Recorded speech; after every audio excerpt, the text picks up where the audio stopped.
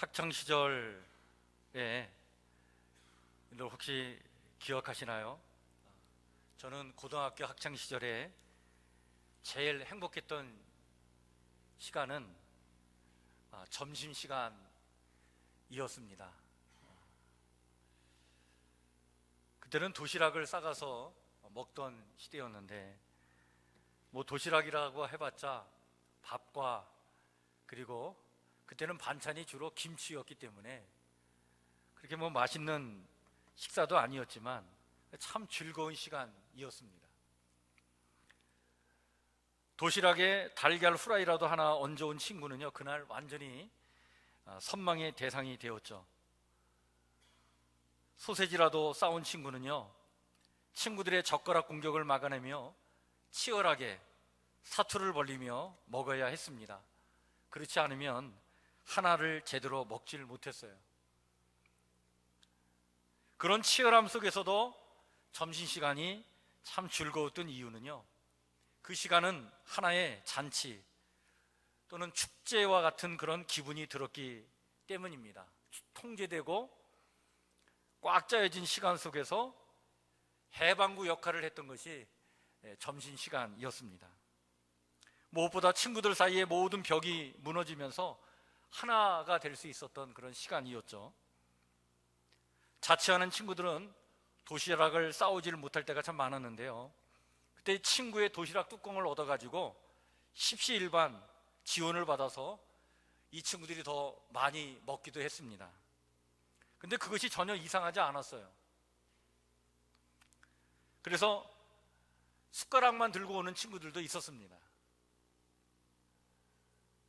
함께 나눠 먹고 즐기며 밥 한 톨 없이 다 해치우고는 냅다 운동장으로 나가서 신나게 공을 차고 흠뻑 땀 흘리고는 수도가에 가서 세수하고 또 교실로 들어오면 그날의 행복한 시간이 다 지나간 듯 했습니다.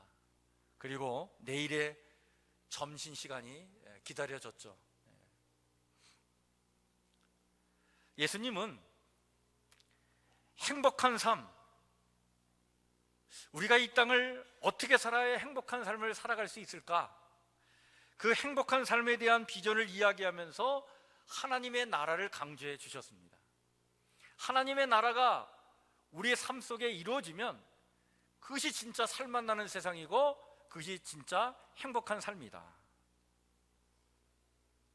이 하나님의 나라, 이 가르침은 당시에 굉장히 혁명적인 말씀이고 가르침이었어요. 왜냐하면 로마가 지배하는 힘의 논리와 세속적인 가치가 지배하는 그런 제국시대에 하나님의 사랑의 원리와 가치가 지배하는 천국을 말씀하신다는 것은, 제국에 대한 이 천국은 곧 구질서에 대한 새로운 질서에 대한 말씀이고 새로운 질서에 대한 도전이었기 때문에 이것은 굉장히 혁명적인 가르침이요 말씀이었습니다. 특별히 예수님은 그 천국을, 하나님의 이 나라를 주로 잔치로 비유하여 설명하셨고 또 친히 그 잔치자리를 만들어 그 천국의 기쁨이 무엇인지를 보여주시기 위해서 친히 잔치자리를 많이 만드셨어요. 왜 예수님은 하나님의 나라를 잔치로 비유하셨고 또 잔치에 대해서 이렇게 많은 강조를 하셨을까?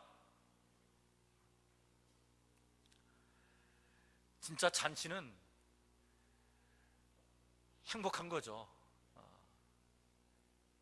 기쁜 것입니다. 즐거운 것이죠. 여러분, 특별히 그 구약 성경의 전통에서 보면 이 잔치는요 매우 중요한 그런 시간이요 사건이었습니다. 히브리인들은요 1년 중에 거의 3분의 1이 잔치였어요. 안식일 전례와 절기 축제를 잔치로 행했습니다. 그것에 많은 시간을 할애했습니다. 하나님의 구원이 이런 잔치들과 결합되어 있었기 때문에 잔치를 매우 중요하게 여겼어요. 히브리인들은 이집트에서의 노예 생활을 해서 자기 백성을 구원하신 하나님에 대한 그 감사와 기억을 유월절 축제로 전승해 나갔습니다. 오순절과 초막절 또한 밀과 각종 열매들을 주신 하나님께 감사하는 절기일 뿐만 아니라 히브리인들이 겪은 역사적 비극에도 불구하고 구원을 베푸시고 은혜를 주신 그 하나님의 은총에 대한 기쁨과 환희와 희열과 희망이 가득 찬 그런 놀이와 잔치와 축제로 구성되어져 있었던 것이 바로 절기 행사였습니다.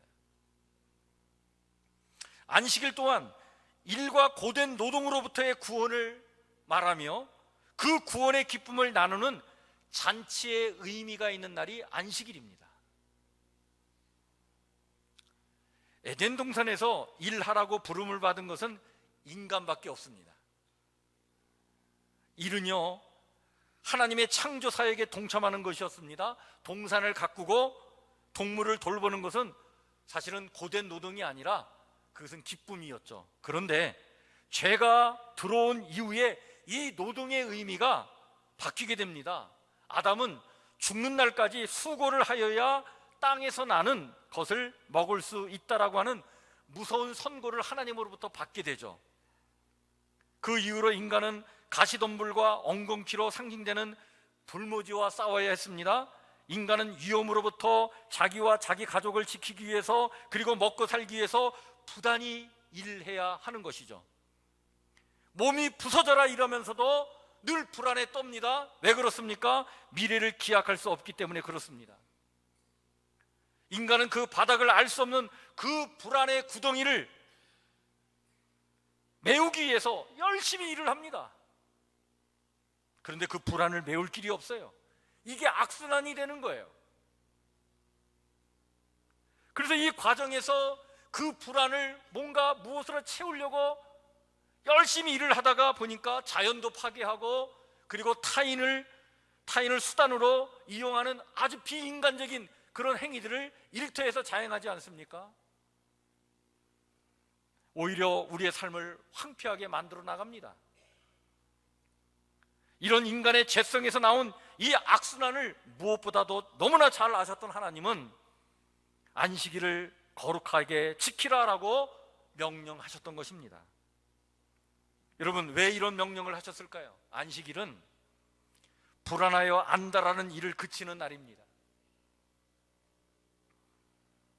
스스로 창조자로 살려고 하는 그런 강박관념을 내려놓는 날이에요. 하나님의 은혜를 누리면서 안식하는 날입니다. 기쁨과 삶의 즐거움과 환희를 경험하는 날입니다. 따라서 안식일은 잃어버렸던 본연의 나를 되찾는 날입니다. 그래서 안식일이야말로 기쁨의 날이요, 즐거움의 날이요, 축제요, 잔치인 거예요.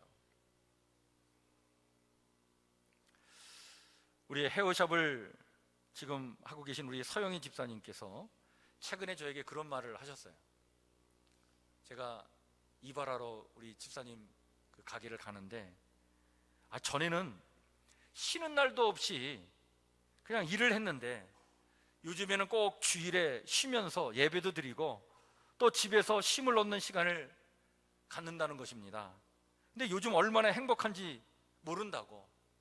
사실 따지고 보면 쉬는 날도 없이 일할 때나 지금이나 수입에는 별 차이가 없는데 왜 그때는 그렇게 했는지 모르겠다고 그런 말씀을 하시더라고요. 저명한 구약학자인 월터 브루그만은요, 안식일은 저항이다라고 하는 책을 썼습니다. 그 책에서 이런 말을 합니다. 불안에 저항하고 강요에 저항하고 배타주의에 저항하고 과중한 일에 저항하는 것이 이게 바로 안식일이다. 저항하여 평안을 찾고 자율성을 그리고 포용성을 그리고 일에 대한 기쁨과 만족을 찾는 날이 안식일이다.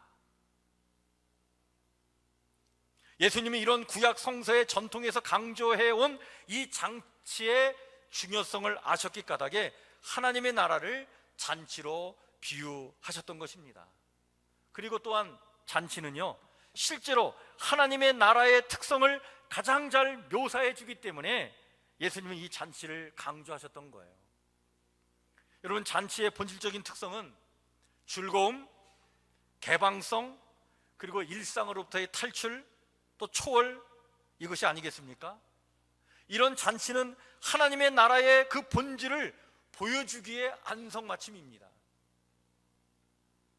잔치는 각박한 일상으로부터의 탈출이고 익숙하고 관습적인 것으로부터의 자유와 해방을 선사하죠.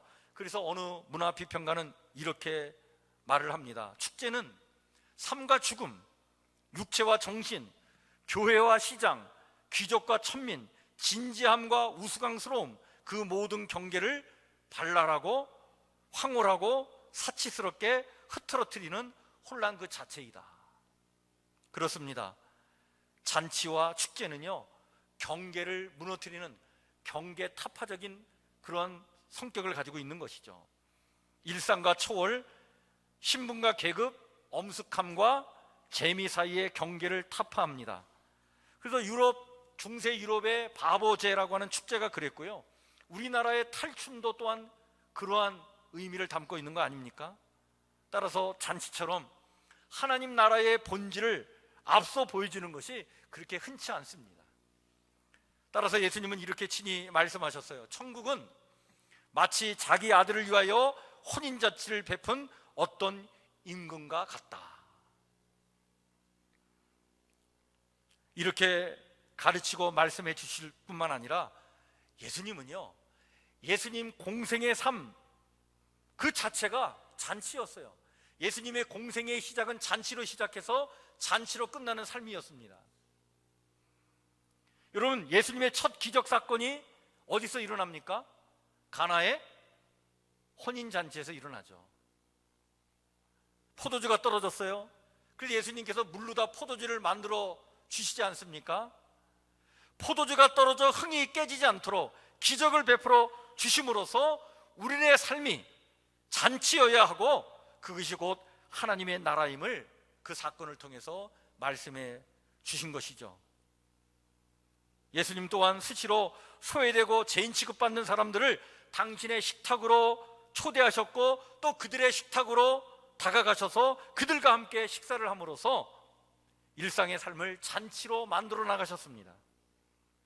하나님이 베푸신 그 잔치, 그 하나님의 나라에는 모든 사람들이 초대받는 것이며 친구와 형제 그리고 친척이나 부유한 이웃만이 아니라 가난한 사람들, 지체에 장애가 있는 사람들, 다리 저는 사람들, 그리고 눈먼 사람들, 되갚을 능력이 없는 사람들도 초대되어서 함께 그 구원의 기쁨을 누리는 것, 이것이 바로 하나님의 나라다. 그것을 보여주시기 위해서 주님께서 그렇게 잔치의 삶을 사셨던 것입니다. 예수님은 결정적으로 당신의 몸을 하늘나라 잔치의 산제물이 되도록 친히 바치심으로 모든 인류가 하나님 나라의 잔치에 참여하도록 그 길을 여시고자 십자가 그 고난의 길을 가셨고 그 고난을 짊어지셨고 그리고 십자가에서 피를 흘려 운명하셨던 것입니다. 부활하여 승천하신 주님은 마지막 날에 재림하셔서 이 땅에 하나님의 나라가 완성될 터인데 그것을 또한 새하늘과 새 땅에서 벌어지는 신랑과 신부의 결혼잔치로 또한 설명해 주시기도 하셨습니다.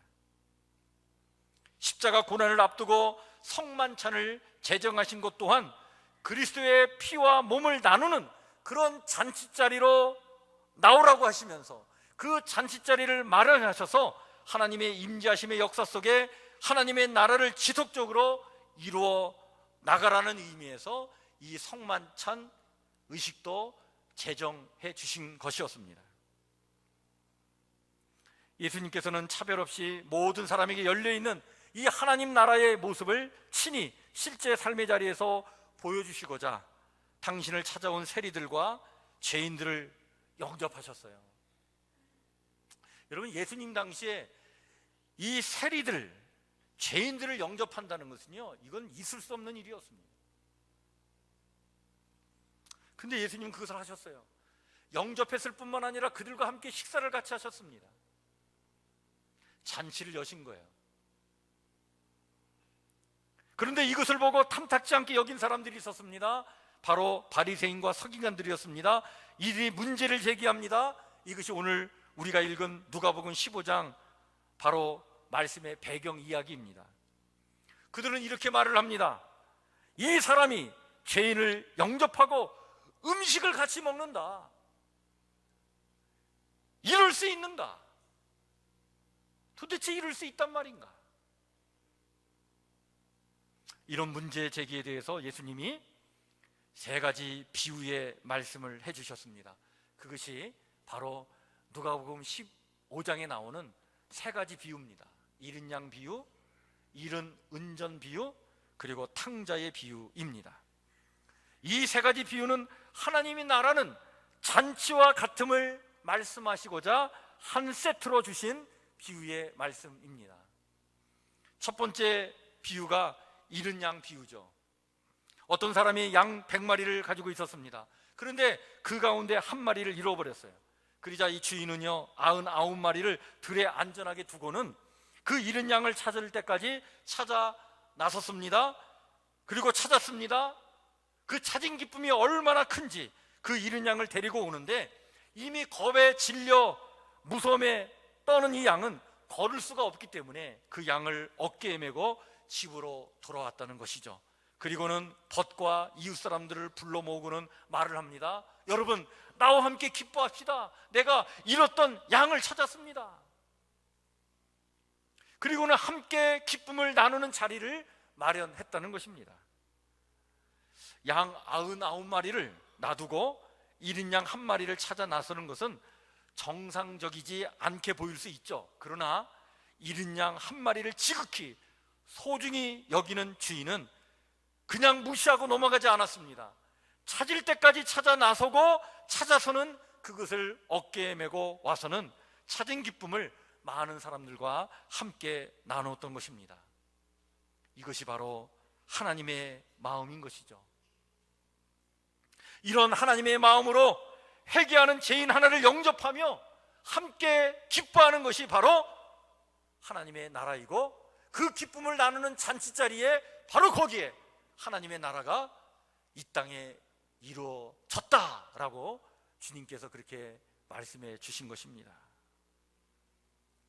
따라서 하늘에서는요 회개할 필요가 없는 의인 99보다 회개하는 죄인 한 사람이 돌아오는 것을 더 기뻐할 것이기에 잃은 양 하나에 대하여 나 몰라라 하고 왕따시키고 차별하고 배척하는 것이 아니라 찾고 찾음과 환영과 돌봄으로 받아들이고 함께 즐기며 기뻐하는 잔치가 이 땅에 반드시 벌어져야 하는데, 그것이야말로 하나님의 나라고, 그런 잔치가 이 땅에 벌어져야 거기에 인간의 참된 행복과 기쁨이 거기에 있다라고 하는 말씀인 것입니다. 두 번째 비유가 바로 잃어버린 은전 비유죠. 어떤 여자에게 드라크마 10입이 있었습니다.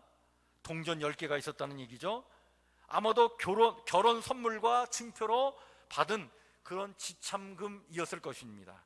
여기 열이 상징하는 것은 온전함을 나타내 주는데 10개의 동전이 다 모여 있어야 온전한 결혼을 의미하는 것이기 때문에 하나를 잃어버린다는 것은 굉장히, 이것은 큰 사건일 수 있습니다. 하나를 잃어버리면 나머지 9은요 그 의미를 상실하기에 그 하나를 찾고자 이 여인이 등불을 켜고 온 집을 다 휘젓고 다니면서 쓸고 그것을 찾을 때까지 샅샅이 뒤졌다는 거예요. 그리고 찾았을 때 너무나 기뻐서 이 여인은 벗과 이웃들을 불러 모으고 말을 합니다. 여러분, 나와 함께 기뻐해 주세요. 잃었던 드라크마를 찾았습니다. 이와 같이 잃었던 사람 하나가 회개하고 돌아올 때에 그것은 죄인 한 사람이 돌아오는 것으로 끝나는 것이 아니라 바로 우리 모두를 온전하게 함으로 그것은 하나님도 기뻐하실 일이고 하늘의 천사들도 기뻐할 일이고, 이런 기쁨을 함께 나누는 잔치야말로 그것이 바로 천국이요 거기에 하나님의 나라가 임하는 것이다. 이런 마음으로 잃어버린 한 영혼을 사랑하고 그를 받아들이는 그 잔치자리가 바로 이게 천국이고, 그런 잔치자리가 있는 곳이 거기에 인간의 진정한 행복이 거기에 있다라고 말씀해 주고 있는 것이죠. 마지막 세 번째가 바로 탕자의 비유입니다. 어떤 사람에게 아들이 둘이 있었어요. 작은 아들이 아버지에게 말을 합니다. 아버지, 재산 가운데 내게 돌아올 몫을 내게 주십시오. 아버지 생전에 유산을 분배해달라는 것이었습니다. 이런 경우에는요, 분배하여 소유권을 아들에게 넘기지만 처분권만큼은 아버지가 죽은 후에야 넘기는 것이 당시의 법이었습니다. 그런데 이 못된 작은 아들은 그 처분권까지 요구했던 것입니다. 아버지의 입장과 그 권위 그리고 처지는 생각하지 않고 자기만 생각하는 아주 못된 아들이에요. 너무나 이기적인 아들이었습니다. 그런데 이 착한 아버지는 그 작은 아들에게 처분권까지 넘겨줍니다. 며칠 뒤에 이 작은 아들은 다 처분하고 챙길 것 다 챙기고 그리고 이방 지역으로 가서 거기서 방탕하게 살면서 그 재산을 다 낭비해버렸습니다. 그가 모든 것을 탕진했을 때에 그 지방에 크게 흉년이 들어서 그는 아주 궁핍하게 되었습니다. 그래서 이 작은 아들은 그 이방 지역의 주민 가운데 한 사람을 찾아가서 몸을 의탁했습니다. 그 사람은 이 작은 아들을 보내서 돼지를 치게 하였습니다. 여러분, 이 작은 아들이 유대인인 줄 알면서 돼지를 치게 했다는 것은 사실은 거절했다는 그런 의미이죠. 그러나 먹을 것이 없어 죽을 지경이 된 이 작은 아들은 돼지가 먹는 쥐원 열매라도 좀 먹고 배를 채우고 싶은 그런 심정이었으나 그러나 그에게 먹을 것을 주는 사람이 하나도 없었습니다. 그제서야 제정신이 든 이 작은 아들은 내 아버지의 그 많은 품꾼들에게는 먹을 것이 남아도는데 나는 여기서 굶어 죽는구나. 내가 일어나 아버지에게 돌아가서 이렇게 말씀드려야 하겠다. 아버지, 내가 하늘과 아버지 앞에 죄를 지었습니다. 나는 더 이상 아버지의 아들이라고 불릴 자격이 없으니 나를 품꾼의 하나로 삼아 주십시오 라고 말하리라. 이렇게 생각하고는 일어나 그는 아버지에게로 돌아갔습니다. 집에 도착하려면 아직도 먼 거리인데 이 작은 아들을 기다리던 아버지는요, 멀리서 오는 그 작은 아들을 알아봤어요. 그리고는 측은히 여겨 달려가 이 작은 아들을 목을 껴안고 입을 맞추었습니다. 놀란 작은 아들이 아버지에게 말을 합니다. 아버지, 내가 하늘과 아버지 앞에 큰 죄를 지었습니다. 이제부터 나는 아버지의 아들이라고 불릴 자격이 없습니다. 그러나 아버지는 종들에게 말을 합니다. 얘들아, 어서 가장 좋은 옷을 꺼내서 그에게 입히고 손에 반지를 끼우고 발에 신을 신겨라. 그리고 살진 송아지를 끌어내다가 잡아라. 우리가 먹고 즐기자. 나의 이 아들이 죽었다가 살아났고 내가 잃었다가 되찾았다. 그래서 잔치가 벌어졌습니다. 그런데 밭에 있다가 돌아오는 큰 아들은 동생을 위한 잔치를 받아들일 수가 없었어요. 화가 났습니다. 그래서 잔치가 벌어지는 집으로 들어가려고 하지 않았습니다. 이기적이고 자기만 생각하는 이런 죄인된 인간을 받아들이는 이 잔치를 이 큰아들이 용납할 수가 없었습니다. 거부했어요. 아버지가 나와서 이 큰아들을 달랩니다. 그러나 이 큰아들이 아버지에게 따지죠. 나는 이렇게 여러 해를 두고 아버지를 섬기고 있고 아버지의 명령을 한 번도 어긴 일이 없는데 나에게는 친구들과 함께 즐기라고 염소 새끼 한 마리도 주신 일이 없습니다. 그런데 창녀들과 어울려서 아버지의 재산을 다 삼켜버린 이 아들이 오니까 그를 위해서는 살찐 송아지를 잡으셨습니까? 우리는 이 이야기에서 아버지가 하나님을 의미하며 큰아들은 바리새인과 서기관을 의미하고 작은 아들은 곧 세리와 죄인들을 의미한다는 사실을 우리는 알죠. 아버지에게 따지는 이 큰아들은요, 아버지와 함께 있는 것 그 자체가 이미 즐거운 잔치요 기쁨이요 하나님 나라의 축제인데 사실 함께 있으면서도 이것을 누리지 못했던 거예요. 즐기지 못했습니다. 아들로서의 기쁨을 누리는 삶을 살지 못한 거예요. 종처럼 그냥 일꾼으로만 살았던 것입니다.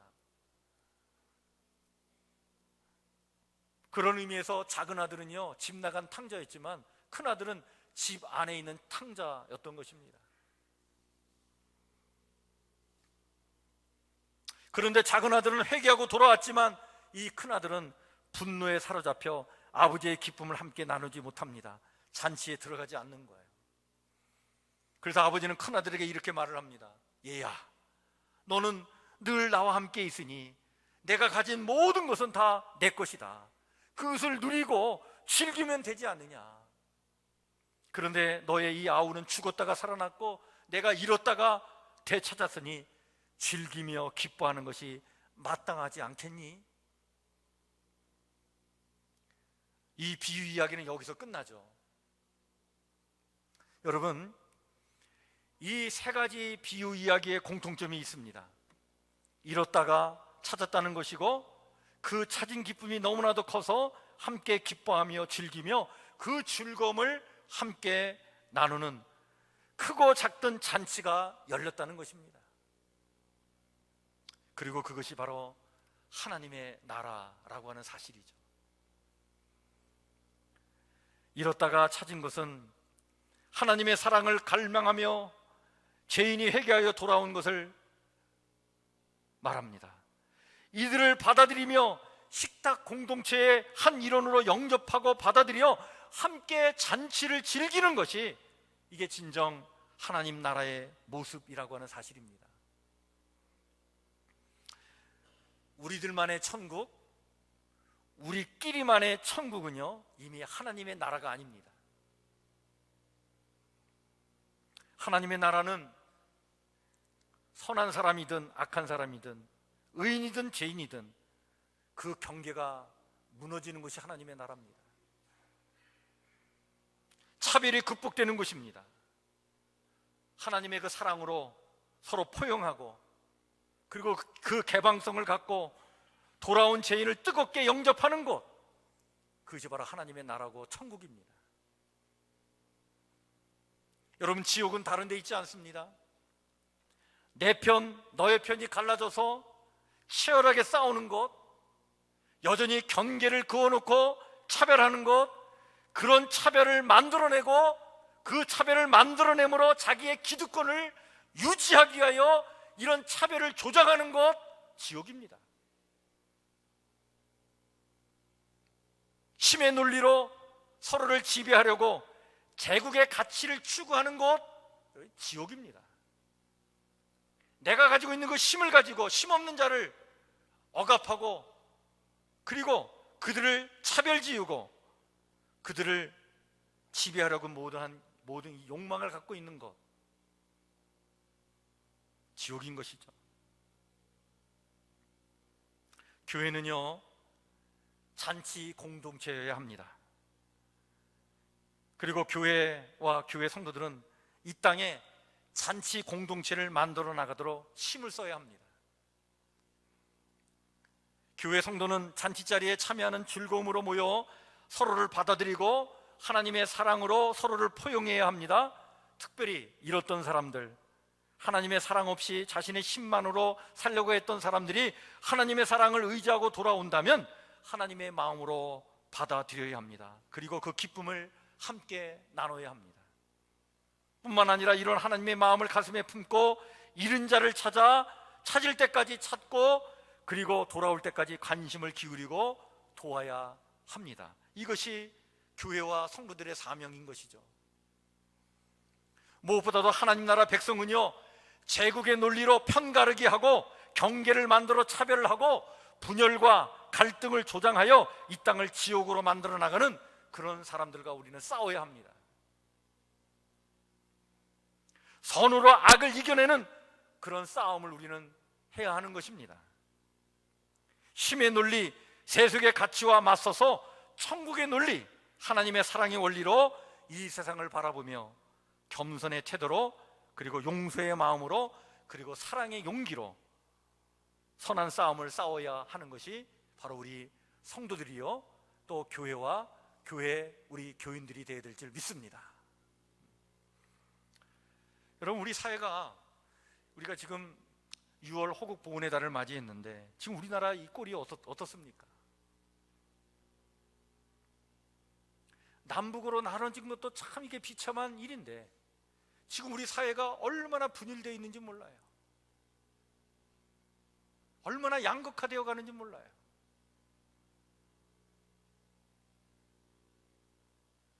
너무나 가슴 아픕니다.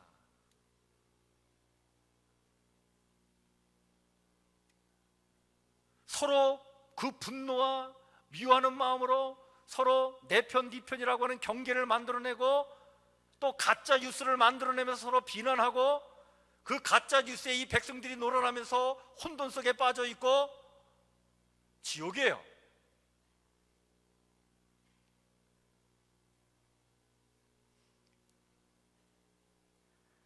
우리는 이 지옥을 하나님의 나라로 만들어내게 될 책임이 있는 사람들입니다. 하나님의 역사하실 것을 믿고 그 하나님의 역사에 동참해 나가는 이 시대의 하나님의 거룩한 백성들이 되어야 될 줄 믿습니다. 우리 사랑하는 성북교회 성도 여러분, 이렇게 멋지게 살아 우리 성도님들의 삶의 자리가 하나님의 나라가 되기를 원합니다. 천국 잔치를 만들어 나가는 그런 축복의 자리가 되길 바랍니다. 그렇게 사셔서 정말 하나님의 나라와 그 영광을 드러내는 위대한 삶을 살아가는 우리 성도들의 삶이 되시기를 주의 이름으로 간절히 축원해 드립니다. 기도하겠습니다.